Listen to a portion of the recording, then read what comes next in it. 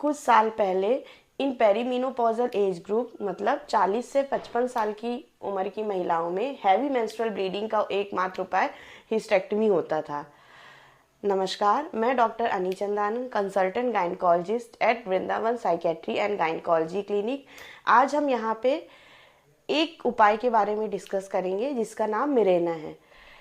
ये क्या होता है? ये बेसिकली एक इंट्रायूट्राइन डिवाइस होता है और इसमें क्या होता है, ये मेडिकेटेड होता है प्रोजेस्टेरॉन से।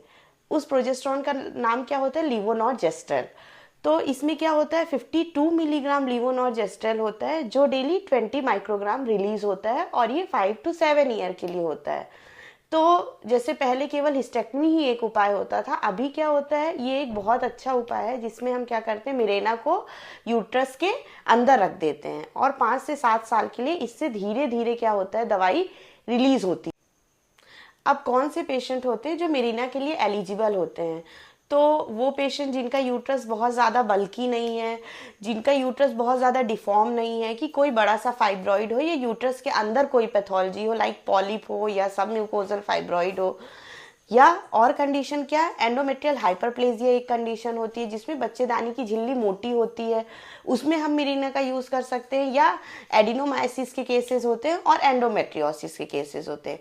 बट जैसे एंडोमेट्रियल हाइपरप्लेजिया है तो मिरेना रखने के पहले हमें क्या करना चाहिए, एक एंडोमेट्रियल बायोप्सी जरूर ले लेनी चाहिए। अब इसका contraceptive and non contraceptive benefit दोनों होता है।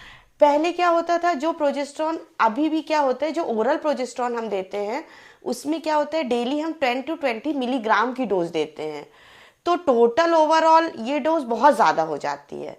जबकि मिरेना के साथ डेली क्या होता है, 20 माइक्रोग्राम की ही डोज रिलीज हो रही है। अब जैसे ओरल प्रोजेस्टेरॉन हमने किसी को दिया तो पहले वो क्या होगा, इंटेस्टाइन में जाएगा, देन वो लीवर में जाएगा, देन वो टारगेट ऑर्गन पे जाएगा। बट मिरेना में क्या होता है, टारगेट ऑर्गन डिलीवरी होती है, हम डायरेक्ट यूट्रस पे उसको रख रहे हैं। नाउ कौन कौन से पेशेंट में हमें मिरेना को हम नहीं डाल सकते, what are the contraindication for Mirena?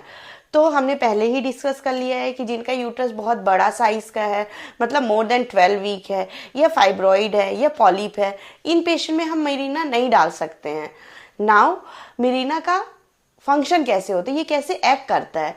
तो बेसिकली मिरेना क्या होता है, यूट्रस के लाइन को थिन कर देता है, पतली कर देता है बच्चेदानी की झिल्ली, एंड सर्वाइकल म्यूकस थिक कर देता है। तो ये इसका एक कॉन्ट्रासेप्टिव बेनिफिट भी होता है कि हम पेशेंट को ये कॉन्ट्रासेप्शन के लिए भी यूज कर सकते हैं।